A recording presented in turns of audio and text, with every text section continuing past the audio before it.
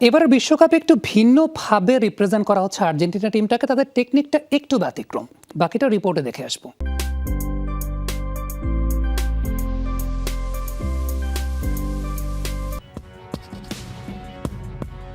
সেমিফাইনালে ওঠার লড়াইয়ে প্রতি ম্যাচেই ঘাম ঝরাতে হয়েছে বিশ্ব চ্যাম্পিয়ন আর্জেন্টিনাকে। কেপ ভার্দে, মিশর কিংবা সুইজারল্যান্ড নকআউট পর্বের প্রতি ধাপেই যেন তাদের চড়া মূল্য দিতে হয়েছে চরম শারীরিক ক্লান্তির।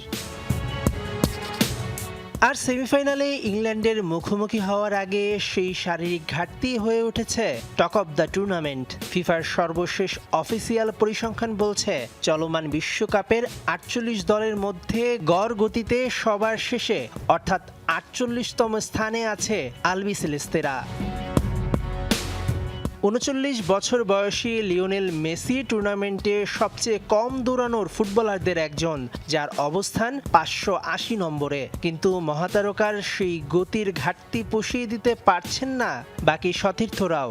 স্প্রিন্ট বা দ্রুত দৌড়ের তালিকায় আর্জেন্টিনার সেরা তারকা এনজো ফার্নান্দেজ আছেন ১৯ নম্বরে।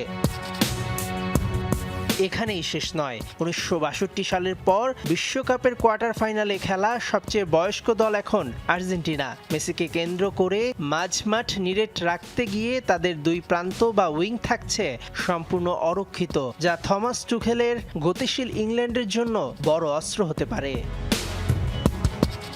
তবে গতির অভাব থাকলেও এই বুড়ো হাড়ের দলটির মস্ত বড় শক্তি তাদের মেন্টাল স্ট্রেংথ বা মানসিক দৃঢ়তা। পা দিয়ে গতি না ছড়াতে পারলেও হেড থেকে আসা ৩টি গোল প্রমাণ করে বিশ্বকাপ ধরে রাখার আসল রহস্যটা এবার মগজেই লুকিয়ে রেখেছে আলবিসেলেস্তেরা। মেহেদি নাইম, যমুনা স্পোর্টস।